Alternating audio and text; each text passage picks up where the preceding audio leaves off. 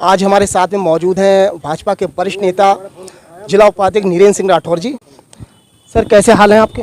ठीक हूँ, बढ़िया हूँ, ईश्वर की कृपा है।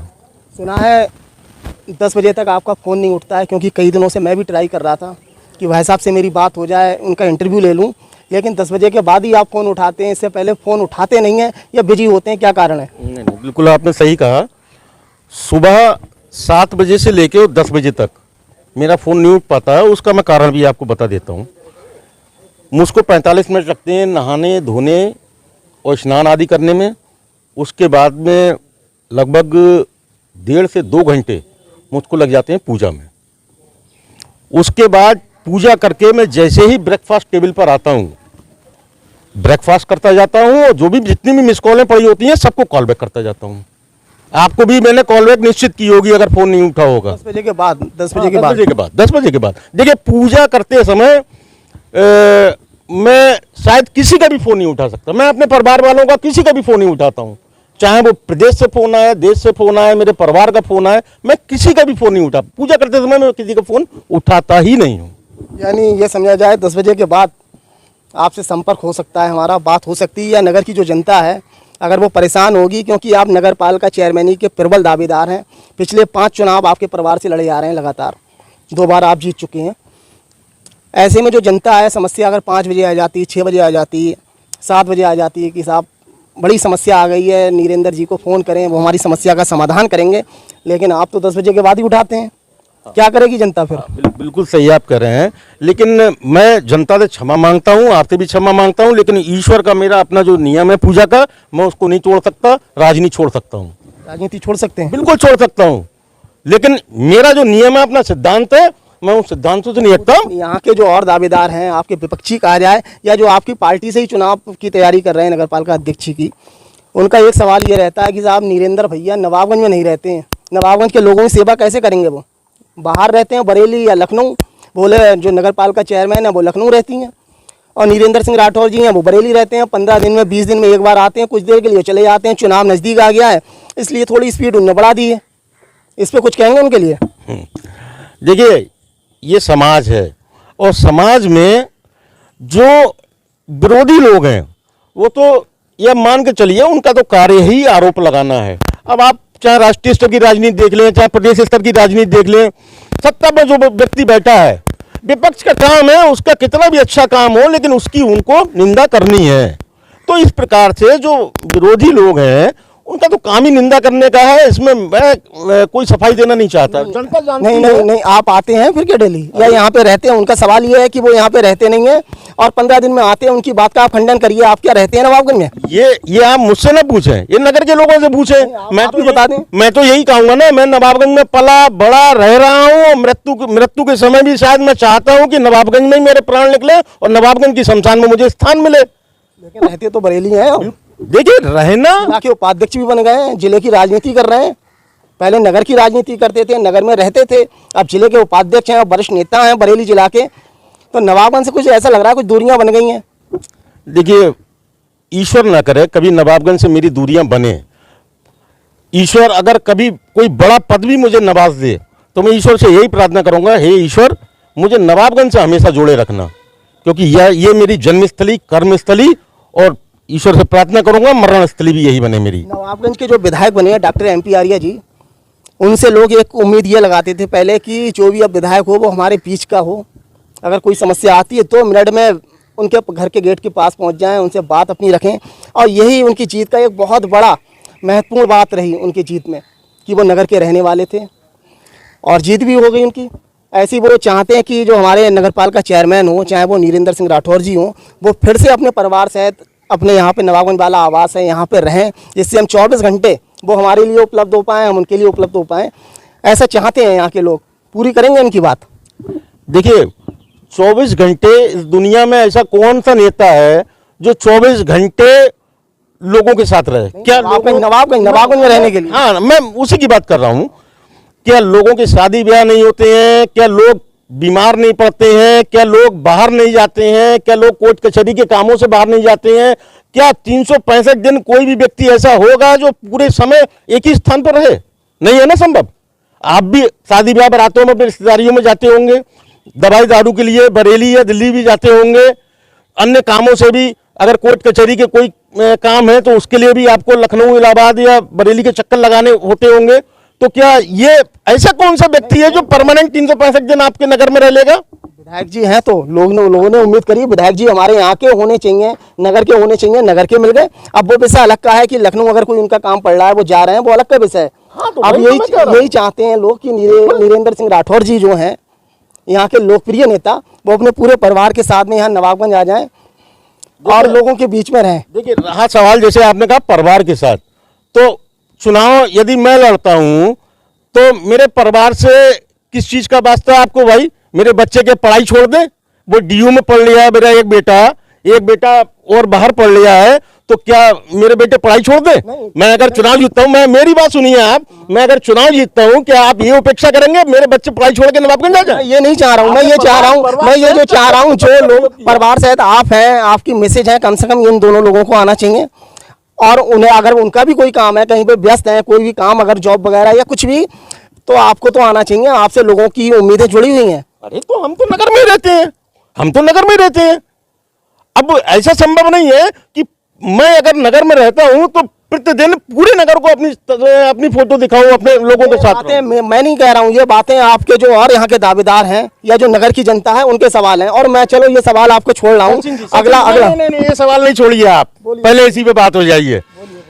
मैंने अभी पहले भी कहा आपको कि विरोधी लोग, जैसे मैंने अभी आपको उदाहरण दिया कि जो सरकारें हुआ करती हैं वो कितना भी अच्छा काम करें, लेकिन विरोधियों को उसकी निंदा करनी ही करनी है। तो विरोधी लोग क्या कहते हैं इसकी मुझे परवाह नहीं है, लेकिन नगर की जनता क्या कहती है उसको मैं स्वीकार करूं। मैं एक सवाल आपसे पूछना चाह रहा हूं, अगर मेरे अंदर कोई कमी है, मुझसे अगर मानो कोई वो चीज नहीं हो पा रही है और कोई मुझसे कह रहा है कि आप ये नहीं कर पा रहे हो, तो वो मेरा विरोधी थोड़ी नहीं हो गया, वो मेरा मार्गदर्शक भी हो गया, जो मुझे समझा रहा है कि ये काम मैं आगे करूं तो इससे और बेहतर हो सकता है। लेकिन ये जो आरोप विरोधी लगा रहे हैं ये सरासर निरर्थक आरोप है। मैं नगर के बीच का रहने वाला हूँ, नगर में रहता हूँ।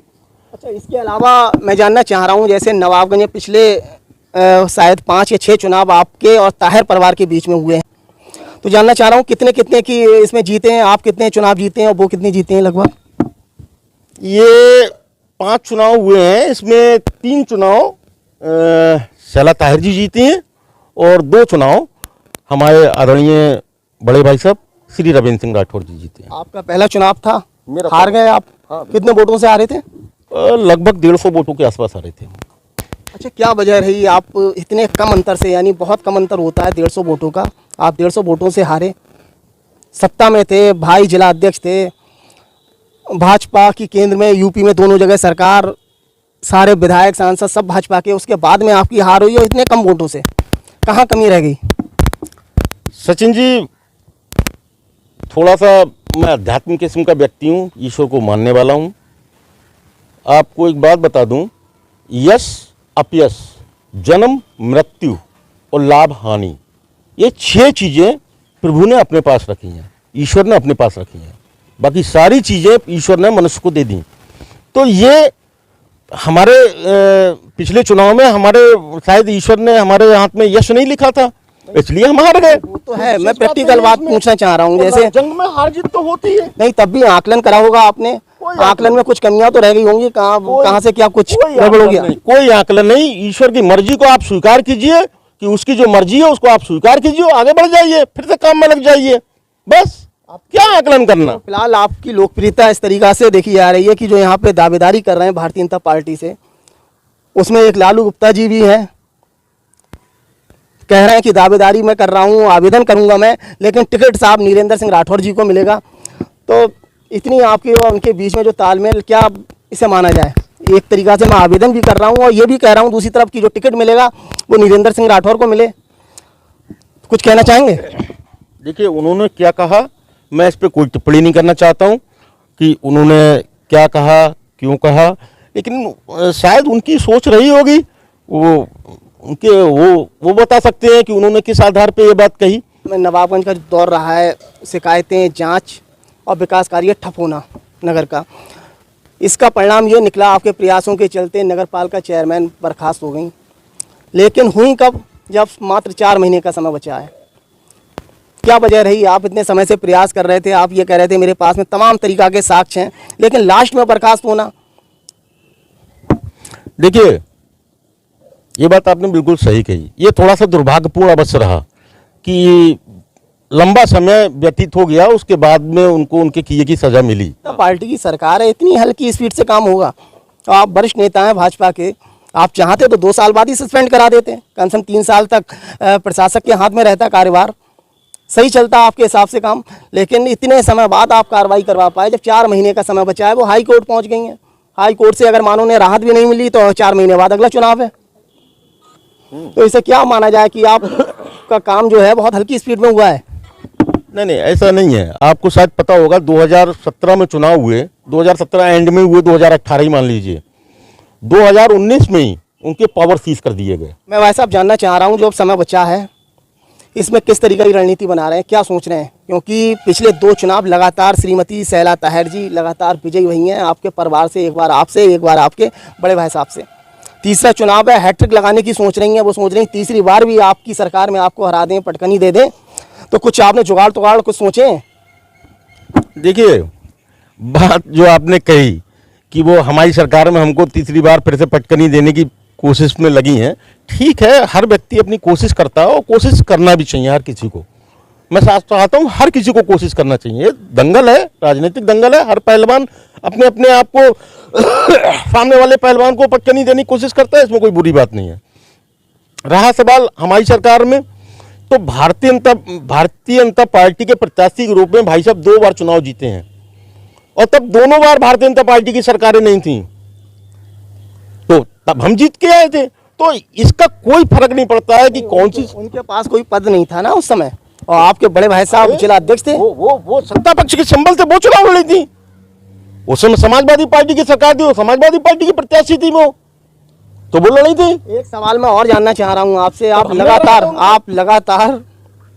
आप नगर पालिका से जुड़े मुद्दों को उठाते रहे हैं, लगातार शिकायतें करते रहे हैं, कार्रवाई होती रही है, इस तरीके की कई तमाम आप शिकायतें आपकी लगातार होती रही हैं 5 साल से।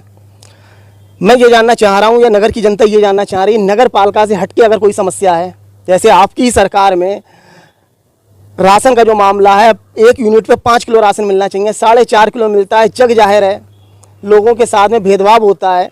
इस पे आपने आवाज़ क्यों नहीं उठाई कि उन लोगों को पूरा राशन मिले? आपके संज्ञान में शायद है नहीं। एक बात मैं आपको बता देना चाहता हूँ कि सबसे बड़ी अगर नेता होती है तो जनता होती है, और ये 4.5 किलो वाले जो प्रकरण जब आए, लोगों ने कहा 4.5 किलो अनाज मिल रहा है, आप बिल्कुल सही कह रहे हैं, 4.5 किलो ही अनाज मिल रहा है प्रति यूनिट, और इसमें सब मामले गड़बड़ सड़बड़ हो रहे हैं। मैंने, लोगों ने मेरे पास आए, बोला, मैंने कि आप एक काम करो। अच्छा, मेरी एक आदत है, मैं शिकायत करने से पहले उसके साक्ष्य इकट्ठे करता हूँ।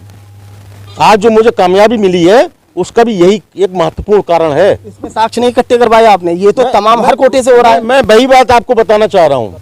मैंने लोगों से कहा, मैंने कहा आप एक काम करो, जब आप गल्ला लेने जाओ, अपना आप मोबाइल लेके जाना और उसकी वीडियो बना के लेके आओ आप कि वो 4.5 किलो गल्ला दे रहा है। एक व्यक्ति ने मुझे वीडियो बना के लाके नहीं दी। लेकिन तमाम तरीका की रोज सप्लाई ऑफिस में शिकायतें होती हैं, अगर वीडियो नहीं बन पाई, मानो मेरे साथ में ये चीज़ हो रही है, मुझे 4.5 किलो गल्ला मिल रहा है, आप यहाँ के नेता हैं, मैं आपके पास में पहुँच रहा हूँ कि नहीं भाई साहब ये इस तरीक़ा से यहाँ पे हर कोटेदार इस तरीक़ा से ये काम कर रहा है, 5 की जगह 4.5 किलो गल्ला दे रहा है। आप जिला उपाध्यक्ष हैं भारतीय जनता पार्टी के, आप तमाम तरीक़ा के नगर पालिका के मुद्दे उठाते रहते हैं कि ये गंदगी, भ्रष्टाचार, तमाम मुद्दे, इसमें आपको भ्रष्टाचार नहीं दिख रहा है? आधा किलो का जो घोटाला हो रहा है, इसमें बंदर बांट जो होता है, कौन लोग इसमें शामिल हैं, इनका भी पर्दाफाश कराया जाए। आप जाएं एसडीएम साहब के पास जाएं या सप्लाई ऑफिस में जाएं, ये मुद्दे को भी देखें। ये क्यों नहीं सोचते हैं आप? नहीं, बिल्कुल आपका प्रश्न बिल्कुल सही है, इस पे काम होना चाहिए। लेकिन मैं आपको बता दूं, मैं एक बहुत छोटा सा प्यादा हूं इस राजनीतिक शतरंज का, बहुत छोटा सा।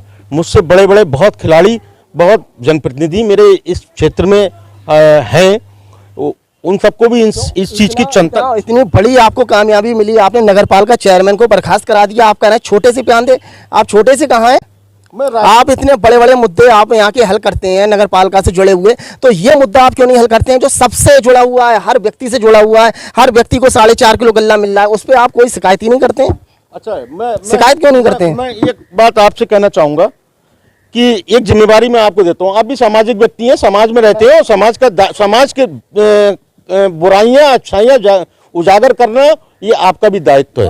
मैं अब मेरी सुन लीजिए, मैं आप पे एक दायित्व सौंपता हूं आपको, अपने माध्यम से, चैनल के माध्यम से आप एक मुझे किसी कोटे की आप एक वीडियो बना के आप मुझे ला के दे दीजिए, जिसमें स्पष्ट प्रतीत हो रहा हो कि फलाना कोटेदार खुलेआम 4.5 किलो बांट रहा है। फिर देखिए, मैं अगर एक हफ्ते के अंदर अंदर उस कोटे को निरस्त न करा दूं, बस आप यही तो करा सकते हैं, उस कोटे को निरस्त करा सकते हैं। ये तो सिस्टम पूरा है ना, ये सिस्टम प्रत्येक गांव में राशन के कोटे हैं, नगर में तमाम तरीका के हर मोहल्ले में कोटेदार हैं। इस तरीका से मुझे लग रहा है इस विधानसभा में सैकड़ों की संख्या में राशन के कोटे हैं। आप एक को सस्पेंड करा देंगे, उसका भी एविडेंस आपको लाया जाए। किस तरीके की राजनीति है आपकी? ये आपका काम यह है कि रोज शिकायतें आ रही हैं, आपने ये बात खुद कबूल करी है कि हाँ 4.5 किलो गल्ला मिलता है। जब 4.5 किलो गल्ला मिलता है आपको, जब नगर पालिका के आप मुद्दे उठा सकते हैं, उन पर कार्रवाई करवा सकते हैं, तो 4.5 किलो का गल्ला जो आप खुद स्वीकार कर रहे हैं, आपने 5 साल में कितनी शिकायतें करी, इसका हिसाब दें मुझे। इसका हिसाब आप ऑफिस चले, मेरे बरेली ऑफिस आ जाना, या मैं नेक्स्ट टाइम जब भी नवाबगंज आऊँगा, यदि मुझे याद रही तो मैंने डीएसओ को और माननीय जिलाधिकारी जी को, माननीय कमिश्नर साहब को और शासन को जो मैंने पत्र लिखे हैं, उनके पत्र की प्रतियां मैं दिखा दूंगा। लेकिन वही है, मैं आपसे फिर कह रहा हूं, जब सबूत साथ में लगा होता है शिकायत के, तो शिकायत पे कार्रवाई कितनी तेजी से होती है। आप जितने लोकप्रिय यहाँ पे और जितने प्रभावशाली नेता हैं, अनुमान ये लगाया जाता है कि अगर आप इसको गंभीरता से ले लें और जो भी राशन कोटेदार हैं आप खुद पहुंच जाएं, तो ये व्यवस्था काफ़ी हद तक सुधर सकती है। ये लोग मानते हैं कि अगर नीरेंद्र सिंह राठौर जी कोई राशन कोटे पर जिस जिस जगह पहुंच जाएंगे और हमारा मुद्दा ये उछाल लेंगे, तो ये व्यवस्था सही हो सकती है। लेकिन वो जाते नहीं हैं। ये बहुत बड़ा उनका एक दुख का विषय बना हुआ है कि साहब नरेंद्र भैया हमारे साथ में, हमारी जो व्यवस्थाएं, जो हमसे आधा किलो की जो लूटपाट होती है, इसमें हमारा साथ नहीं देते हैं। आप हो सकता है सही कह रहे हो, लेकिन मैंने जो लिखा पढ़त की है उसकी प्रतियां मैं आपको दिखा सकता हूं। और जिम्मेवारी एक मैं आपको दे रहा हूं कि आप किन्हीं 2-3 कोटों की, जितनी भी कोटों की, आप इस तरीके से क्लिप एक बनवाएं जिसमें वो स्वीकार करेगा नहीं 4.5 किलो मिलेगा, इससे ज्यादा नहीं मिलेगा। इस तरीके की एक वीडियो लाके जिम्मेवारी आपकी है, आप मुझे दे लाके और फिर मैं उन पर कार्रवाई करवाता हूं। तमाम वीडियो ऑडियो वायरल हो चुकी हैं, मैं आपको बताऊं। लेकिन क्या होता है, मैं आपको वो बता रहा हूं, मैं आपको वीडियो की बता रहा हूं। उसमें ये होता है, सिर्फ आपने कहा था तो अभी तो था कि उस कोटे को मैं निरस्त करवा दूंगा 24 घंटे के अंदर। तो ये कोटे से काम कहाँ चल रहा है भैया? ये तो तमाम तरीका के यहाँ पे सैकड़ों की संख्या में कोटे हैं। आप खुद क्यों नहीं मैदान में उतरते हैं? सचिन जी बिल्कुल आप सही कह रहे हैं, लेकिन एक बात बताएं हम आपको कि अगर एक कोटे पे, 2 कोटे पे या 3 कोटों पर अगर कार्रवाई हो गई तो बाकी के लोग अपने आप सुधर जाएंगे। आपको कार्रवाई अन्य पे करने की आवश्यकता नहीं पड़ेगी। लोग ये चाहते हैं कि ये व्यवस्था बगैर किसी झगड़े के, अगर मानो किसी आप राशन जो लेने जाता है उससे आप कहेंगे वीडियो बनाए, वो वीडियो बनाता है, कमजोर व्यक्ति होगा, हो सकता है उससे मारपीट हो जाए। नहीं, मैं बना रहा हूँ, लेकिन मेरे सामने कोई नहीं बोलता है। लेकिन यहाँ के जो जिला उपाध्यक्ष हैं नरेंद्र सिंह राठौर, इनकी क्या जिम्मेदारी बनती है? क्या बैठे ऑफिस में बैठे खाली वीडियो देखें और फोन करें, बस ये जिम्मेदारी बनती है? इनका काम नहीं बनता है कि मौके पे जाएं राशन कोटेदारों के सामने और देखें कितना राशन बट रहा है, उनसे चेतावनी दें, उन्हें प्रशासन से बात करें? ये उनका काम नहीं बनता है क्या? देखिए, पूर्व में अभी जब एक अभियान चला था, जब ये जो राशन प्रदेश का और केंद्र का दोनों बंटने शुरू हुए थे 15-15 दिन में, तब मुझको जिम्मेवारी दी गई थी। ये छोड़ता हूँ, दूसरे मुद्दे पे आता हूँ। इसके अलावा मैं आपको बता दूं, रामलीला ग्राउंड के आसपास में तमाम तरीका की अवैध कब्जे की शिकायतें आ रही हैं। लोग कहते हैं रामलीला हमारा यहाँ पे होता है, इसके आसपास में यहाँ पे निर्माण हो गया, और कुछ लोग ये कहते हैं ये हमारा जो है नियम अनुसार हमने निर्माण कराया है। लेकिन कुछ लोग जो शिकायत करता है वो कह रहे हैं ये अवैध निर्माण हुआ है और रामलीला की जगह वहाँ से जुड़ी हुई है। कुछ दिन पहले आपकी जानकारी में होगा कि यहाँ पे धरना प्रदर्शन हुआ था, लोगों ने सड़कें जाम कर दी थी इसी मामले को लेकर, लेकिन बाद में निर्माण हो गया। निर्माण क्यों हो गया भैया? जब नवाबगंज के आपके लोग आ गए तो निर्माण हो गया। बाहर के लोग थे तो आपने हंगामा काटा, सड़कें जाम करी, उस समय मुकदमा लिखे गए थे लोगों के खिलाफ। आप क्यों नहीं आवाज उठा रहे हैं? देखिए, ये मामला राजस्व का है, नेशनल हाईवे का है, वो आकर कार्रवाई इस पर करेगी। और कार्रवाई तब करेगी ना जब आप शिकायतें करेंगे। आप शिकायत कहाँ कर रहे हैं? इस पर हुई है, आपने करी है, आप बताएं। इस पर हुई है। और जो नेशनल हाईवे है शायद मुझे जो सूचनाएं मिली हैं अब वो कहाँ तक कब तक उन पर क्रियान्वयन होगा और कहाँ तक सही है, शायद नेशनल हाईवे अपने मार्ग की नक्शे अनुसार नपत करने के मूड में बैठा मैं है। ये जानना चाह रहा हूँ, आपने शिकायत करी इस मामले को लेकर? देखिए, इस मामले को लेकर जो शिकायतों का दौर है वो इस मामले की जो पूरी व्यवस्था है वो रामलीला सोसाइटी देख रही है। रामलीला सोसाइटी ने बहुत रामलीला सोसाइटी वाले ये कहते हैं, जैसे संतोष गुप्ता जी का मैंने बयान लिया था, इंटरव्यू लिया था, उनसे भी मैंने यही सवाल करा था, तो मुझसे बोले साहब वो रामलीला की जगह है ही नहीं। एक तरफ ये कहते हैं रामलीला की जगह नहीं है और दूसरी तरफ रामलीला मेले का आयोजन पिछले 60-70 सालों से हो रहा है, वहाँ पे आपने मंच वगैरह तमाम तरीका के निर्माण करा दिए। या तो आप ये कहो ये रामलीला की जगह है, या फिर ये कहो इसमें अतिक्रमण आपने क्यों करा लिया है। आप कहीं तो किसी बात पे तो ठहरेंगे। नहीं, संतोष जी ने जो कहा है कि रामलीला की जगह नहीं है वो जगह है, उनने ये कहा है। बिल्कुल सही कहा उन्होंने, बिल्कुल सही कहा। 60-70 सालों से मेला क्यों लग रहा है फिर वहाँ पे? नहीं, क्यों नहीं लग सकता है। मेरा ये अगर फार्म हाउस है, मैं कहूँ इसमें आप जागरण वगैरह करा सकते हैं, इसमें आप कोई अन्य धार्मिक आयोजन वगैरह करा सकते हैं, आपको मैंने छूट दी है, तो उसमें क्या आपत्ति है? उस समय कहाँ परमिशन ली गई थी उस समय? क्या नहीं, आप जाके देखिए ना, वहाँ इलेक्टिव ऑफिस में बकायदा हर वर्ष वहाँ पे निर्माण क्यों हो गया फिर? मंचों का तमाम तरीका के फिर निर्माण क्यों हो गए? सेना की जगह में तो ऐसा होता नहीं है। वो निर्माण अगर हुआ है तो सेना की भूमि पर हुआ ना, कोई हमने अपनी भूमि। 10 साल पहले आपने फिर क्यों यहाँ पे सड़कें जाम, यहाँ पे इतना हंगामा क्यों फिर लोगों ने काटा? यहाँ पे तमाम तरीका के मुकदमे क्यों लिखे गए फिर? उस समय भी साइलेंट हो जाते, बोले भैया सेना की जगह है, हमसे क्या मतलब। जो आज बात आप ये कह रहे हैं ये उस समय भी कहते।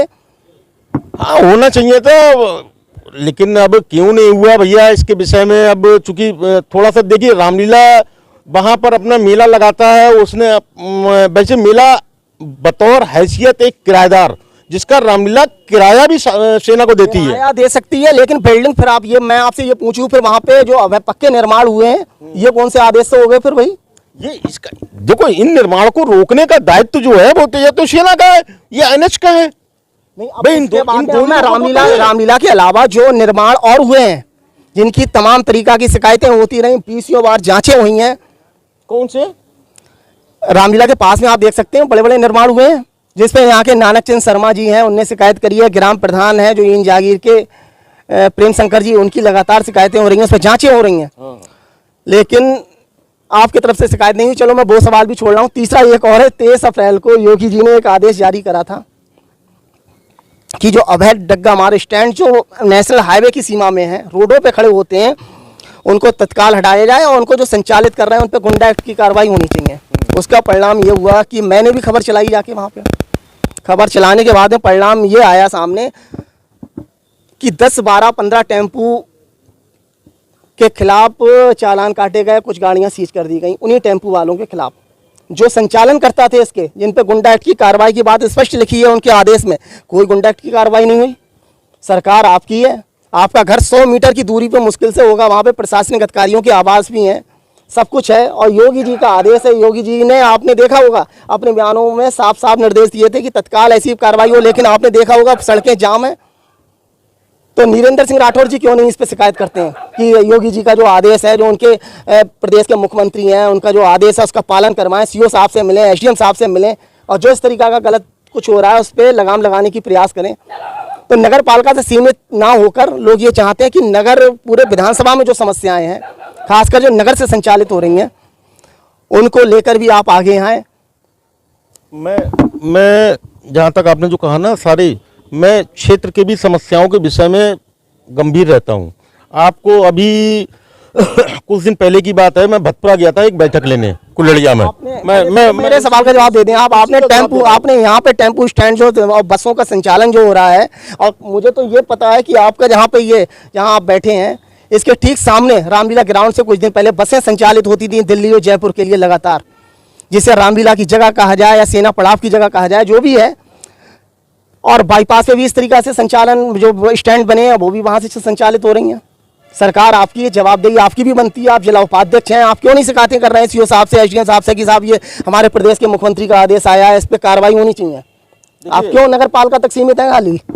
देखिए, एक बात बताऊं आपको, हमारे प्रदेश के यशस्वी मुख्यमंत्री महोदय ने जब ये आदेश किया, उसके बाद आपको नगर में हाईवेज पर या अन्य कहीं इस विषय को लेकर आमूलचूल परिवर्तन आपने महसूस किया होगा। कितने दिन के लिए, कितने दिन के लिए? अभी भी है, अभी भी है। कैसी बात कर रहे हैं आप? अभी मान रहे हैं आप? बिल्कुल मान रहे हैं। आपको आमूलचूल परिवर्तन महसूस हुआ होगा।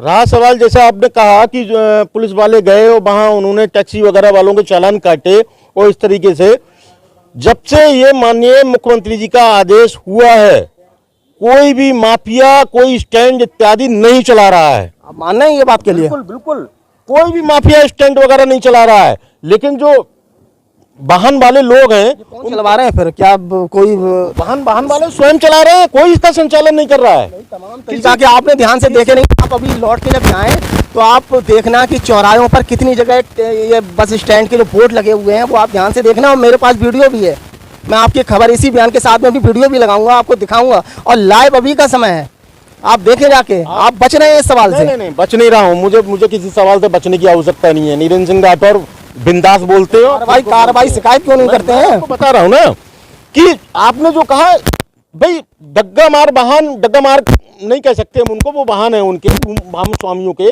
वो अपना रोजी रोटी चला रहे हैं। वो इधर खड़ा कर सकते हैं वाहन को, हो सकता है कहीं पे खड़े हो वो, लेकिन उन वाहनों को खड़ा करके विधिवत रूप से संचालित करना, उनसे पैसे की उगाही इत्यादि करना, ये सारे काम बंद हो चुके हैं। ये कोई भी काम नहीं हो रहा है इस समय। ये मानना है आप? हाँ बिल्कुल मान रहा हूँ। कोई भी काम संचालित नहीं हो रहा है पूरे नगर में, पूरी विधानसभा में। मैं इस बात को दावे से कह सकता हूँ। मैं कैमरे के माध्यम से कहना चाहता हूँ इस नवाबगंज विधानसभा की जनता से, जो नगर का भ्रमण करती है, कहाँ तक मेरी बात ठीक है, कहाँ तक आपकी बात ठीक है, वो इसका जवाब देगी। चाहे वो कमेंट करे, चाहे आपको कॉल करे या मुझे करे, जो भी है सच्चाई वो लोगों से कुछ नहीं पाएगी। जैसे मैं कह दूं ये काम हो रहा है तो मेरे कहने से कुछ नहीं होता है, वास्तव में क्या है वो सब जानते हैं। बिल्कुल बिल्कुल। तो सवाल वही है घूम फिर के लोगों का कि नीरेंद्र सिंह राठौर जी जो हैं वो खाली नगर पालिका के अलावा, इसके अलावा जो हम लोगों की समस्याएं और हैं, इन लोगों को भी उठाएं, हमारा समाधान करवाएं। हमारे लोकप्रिय नेता हैं, तो ये उम्मीदें हैं बस उनकी। और दूसरी ये भी, ये कुछ लोग सोचते हैं जैसे आप पहले नगर की राजनीति नगर में थे, आप जिला उपाध्यक्ष हैं, बहुत प्रभावशाली नेताओं में आपका नाम आता है जिला में, तो लोग ये भी, हम क्षमा चाहते हैं आपसे, कृपया करके आप ये प्रभावशाली लोग नहीं, दबंग नहीं कह रहा हूँ, आप नाराज हो रहे हैं। नहीं, दबंग नहीं, नाराज नहीं हो रहे, नहीं, इस तरीके के हम नहीं है। नहीं, जो लोग पूरा बात तो सुन लें। और हम लोग प्रेम चाहते हैं और ईश्वर चाहता है, बहुत प्रेम मिलता है आपको। प्रेम तो मिलता है, अब तो जिला से भी प्रेम मिल रहा है ना। अब नगर से कहाँ मिल रहा है? खाली नगर से, अब तो जिला से मिल रहा है। ईश्वर की कृपा है। निकाय चुनाव, को प्रेम बहुत मिलता है। निकाय चुनाव 4-5 महीने बाद है। लोग ये चाहते हैं, बरेली वाले बहुत ज्यादा चाहते हैं आपको। वो ये कह रहे हैं कि भैया नीरेंद्र जी बहुत चर्चित हैं, हमारे लोकप्रिय नेता हैं, यहाँ से हमारा वो नगर निगम के चुनाव लड़े। क्यों नगर पालिका, छोटी नगर पालिका के चुनाव लड़ रहे हैं? सुबह सो को उठकर सीधे नीरेंद्र सिंह के पास चले आए हैं और कोई मिला नहीं है खिंचाई करने को। नगर पालिका अध्यक्ष बनकर इस नगर पालिका को उसी वैभव पर पहुंचा दूं जहां पर आदरणीय श्री रविंद्र सिंह राठौर जी ने इस नगर पालिका को छोड़ा था, और उससे आगे ले जाकर एक कीर्तिमान स्थापित करने की मेरी बरेली के लोग बड़ा मायूस हो जाएंगे आपके इस बयान से। तो नहीं, बरेली से मतलब लोग चाहते हैं नगर निगम के चुनाव लड़े, मेयर बने नीरेंद्र सिंह राठौर जी। आप फिर से छोटी जगह पे आ गए। माँ सरस्वती आपकी जिब्बा पर विराजमान हो, लेकिन इस चुनाव के बाद, इस चुनाव के बाद 2022 का जो चुनाव होगा नगर पालिका का, ये मैं नगर का ही लड़ना चाहूंगा। यदि पार्टी मुझे इस योग्य समझेगी, लेकिन माँ सरस्वती आपकी जिब्बा पे विराजमान हो। इस चुनाव के बाद आगे अगर मौका लगा, वर्ष का इंतजार करना पड़ेगा। तो हाँ, अगर होगा तो लड़ा जाएगा, वो भी लड़ा। एक सवाल जो लोग जानना चाहते हैं, लोगों में कुछ चर्चाएं हैं, पूरी तरीका से चर्चाएं नहीं फैली हैं, लेकिन कुछ लोगों के बीच में ये चर्चाएं हैं कि संभवतः इस बार आपके परिवार से आपके बड़े भाई साहब श्री रविंद्र सिंह राठौर जी भी चुनाव लड़ सकते हैं। ऐसा कुछ है तो नहीं? कुछ नहीं, ऐसा कुछ भी नहीं है। और आदरणीय श्री रविंद्र सिंह राठौर जी के भाई साहब के स्तर का ये चुनाव भी नहीं है। वो पिछली बार ही उन्होंने मना कर दिया कि मैं अब नगर पालिका का चुनाव नहीं फाइट करूंगा। दमदारी से होगा चुनाव आपका इस बार? बिल्कुल दमदारी से, मैं इसमें कोई शक नहीं है। और ईश्वर की कुछ ऐसी कृपा है नवाबगंज के चुनाव पे कि इसकी धमक, इसकी छमक, इसकी आवाज बहुत दूर तक जाती है। आप लग रहा है यहाँ के ब्रांड बन गए आप। ब्रांड तो बनाने का काम आप जैसे लोगों को है। हम ब्रांड नहीं बनना चाहते हैं, हम लोगों के दिलों पर राज करना चाहते हैं, ब्रांड बनना नहीं चाहते हैं। कुछ लोग ऐसे थे, एक तो काम वाली थी, उसके साथ समस्या क्या थी, उसके काम करते करते ये घिस गए थे सब।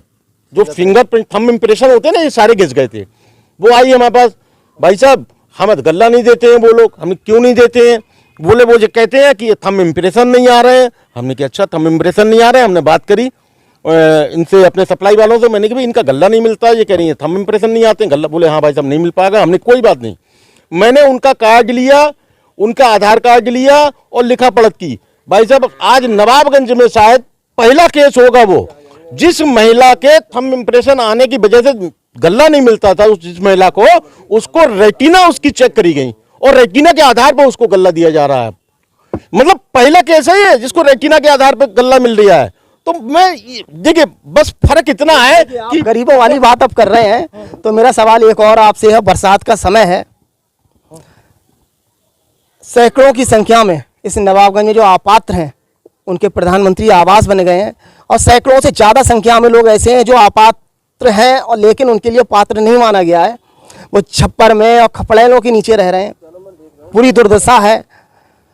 सरकार आपकी है, सरकार की ही योजना है, क्या उन्हें इस तरीके की योजना का फायदा नहीं होना चाहिए? बिल्कुल सही कही आपने। मैं चाहता हूँ इस तरीके के सवाल हों। ये पॉजिटिव सवाल हैं, सकारात्मक सवाल हैं। समाज को इन सब चीज़ों के संज्ञान होना भी जरूरी है। आपको शायद एक लड़का है नवाबगंज में घूमता रहता है, आपने देखा होगा, दीनदयाल नाम है ना उसका, शायद दीनदयाल नाम है उसका, दीनदयाल नाम है, वो लड़का घूमता रहता है। एक लड़का है, आप एक लड़के की बात करते होंगे, मुझे पता है आप एक लड़के की बात करेंगे, लेकिन मैं अब कैमरे के माध्यम से सिर्फ आपसे एक चीज़ ये पूछना चाह रहा हूँ।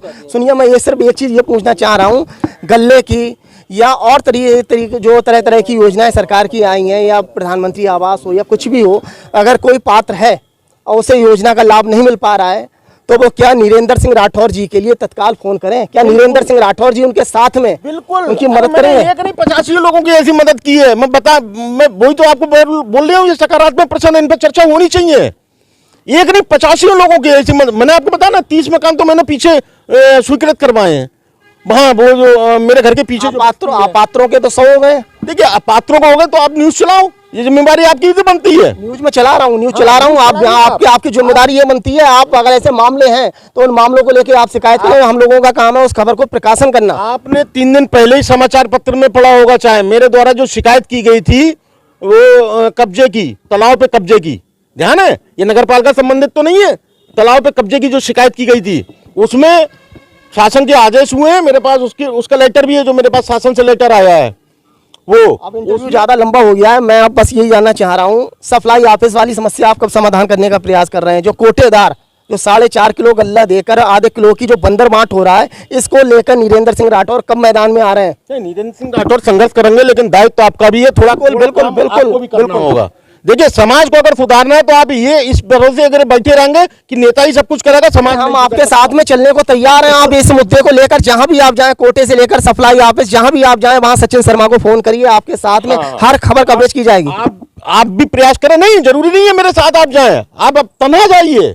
आपके पास मैं आपसे सवाल कर रहा हूं, इससे ही आप उम्मीद लगा लें कि मैं इस चीज को लेकर कितना गंभीर हूं, क्योंकि आपसे लोग उम्मीद करते हैं, इसीलिए मैं आपको झकझोर रहा हूं कि आप मामले को उठाएं और लोगों को समाधान करें। सचिन जी, ईश्वर साक्षी है, गरीबों की मदद करने में तो वास्तव में मुझको इतना अंदर से सुकून मिलता है, किसी को पता हो ना हो, कोई इस बात को अप्रिशिएट करे या ना करे, लेकिन मुझे अंदर से खुशी मिलती है। ईश्वर साक्षी है, मुझे स्वयं में खुशी मिलती है। मुझे जो स्वयं में खुशी मिलती है ना, वही मेरा इनाम होता है। पिछला अब जो अगला राशन का समय आ रहा है, राशन कोटेदार जो राशन वितरित करेंगे, तो क्या उम्मीद लगाई जाए कि राठौर साहब, नीरेंद्र सिंह राठौर साहब जाएंगे और कुछ जगह देखेंगे कि वास्तव में क्या कंडीशन है? बिल्कुल करेंगे इस बार। अगर मौका मिलेगा तो मैं निश्चित जाऊंगा। मौका निकाल लें आप, बड़ा गंभीर विषय है, बहुत लोगों का, कितने लाखों लोगों का विषय है। बात ये नहीं है, बात ये नहीं, गल्ला निर्धारित होता है किस दिन बटेगा, 3-4 दिन। अब उस बीच में सपोज मान के चलिए कि अगर कहीं बाहर जाना हुआ, नहीं आ पाए, मैं आपको 4 दिन अगर बटेगा, मैं 4 दिन आपको मैं फोन करूंगा, ये जिम्मेदारी चलो मैं ले लेता हूँ। 4 दिनों के बीच में यदि मुझको कहीं बाहर जाना हुआ तो हुए तब की मैं पूछ रहा हूँ, तब चलेंगे ना। मैं निश्चित आऊंगा, किसी न किसी कोटे तक पहुंचूंगा। तो ये थे हमारे साथ में भाजपा के वरिष्ठ नेता जिला उपाध्यक्ष नीरेंद्र सिंह राठौर जी। इनसे मैंने तमाम मुद्दों पे अभी सवाल करे, और सबसे बड़ा सवाल ये है कि जो राशन में घटतौली हो रही है, 4.5 किलो गल्ला दिया जाता है, जो कि 1 यूनिट पे 5 किलो गल्ला मिलना चाहिए। जो आधे किलो की जो घटतौली होती है, उसको लेकर मैंने राठौर साहब से बात करी कि आप नगर पालिका के तमाम मुद्दे उठाते हैं, ये तो सब लोगों से जुड़ा हुआ है, हर व्यक्ति से जुड़ा हुआ है, हर परिवार से जुड़ा हुआ है, इसको लेकर आप मैदान में कब आएंगे? तो नीरेंद्र सिंह राठौर जी का ये कहना है कि मुझे लोग फ़ोन करें, मैं उनके साथ में चलने को तैयार हूँ, जहाँ भी समस्या आती है मैं अधिकारियों से मिलने को तैयार हूँ। तो मैं यहाँ की जनता से ये कहना चाहता हूँ, अगर आपको 4.5 किलो गल्ला मिल रहा है तो आप तत्काल नीरेंद्र सिंह राठौर जी को फ़ोन करें और देखें कि वास्तव में ये आपकी मदद करते हैं नहीं करते हैं, आते हैं मैदान में नहीं आते हैं, आपका साथ देते हैं या नहीं देते हैं, आपके साथ सप्लाई ऑफिस एसडीएम आवास या एसडीएम साहब से मिलने के लिए कहीं जाते हैं या सिर्फ अपने कार्यालय तक सीमित रहते हैं। तो राठौर साहब आप अपना नंबर थोड़ा और बता दें जिससे लोग नोट कर लें। बिल्कुल बिल्कुल, मैं समझता हूँ ज़्यादातर लोगों के पास है, और ना हो वो लिख लें 9259274444। कोई भी मामला हो आपको फ़ोन करें, किसी के साथ में अगर भेदभाव हो रहा है। लेकिन बस वही जो आपने पहले कहा 10 बजे तक मेरा फोन नहीं उठ पाएगा, 10 बजे के बाद। और एक चीज और बता दे रहा हूँ, स्वयं कर रहा हूँ इस बात। 10 बजे तक आप कोई इन्हें फ़ोन ना करें, क्योंकि 10 बजे तक व्यस्त रहते कर हैं। सकते हैं, मैं जब मिस कॉल पड़ी होगी मैं कॉल बैक करूंगा, 10 बजे के बाद कॉल बैक करेंगे। कोई भी मुद्दा हो, चाहे सप्लाई ऑफिस का हो या प्रधानमंत्री आवास, जैसे जो आप अपात्र लोग हैं उनके आवास बन गए हैं, पात्र हैं, वो वही दुर्दशा है उनकी, उसी हालात में रह रहे हैं, तो फ़ोन करिए नीरेंद्र सिंह राठौर जी को। और दूसरी मैं आपसे एक चीज़ और जानना चाह रहा हूँ, अगर इस तरीक़ा के जो मामले हैं और उन मामलों में अगर आपकी पार्टी का ही कोई दिग्गज नेता अगर दूसरे तरीक़ा से उन लोगों की गोपनीय तौर पे अगर मदद करता है, आपकी जानकारी में भी अगर आ जाता है, तब क्या करेंगे? देखिए, जनता से जुड़े हुए जो विषय होते हैं ना, जनता से जुड़े हुए जो समस्याएं होती हैं, उसमें कौन व्यक्ति क्या किसकी मदद कर रहा है वो जाने। फिलहाल आप तो करेंगे, मुझको जो करना होगा वो मैं करूंगा, और जो मदद कर रहे हैं उनको जो करना हो वो करें। चलो ठीक है, अब आप लोग इनके लिए फ़ोन करिए और फ़ोन करने के बाद में देखिए नीरेंद्र सिंह राठौर जी आपकी कितनी मदद करते हैं।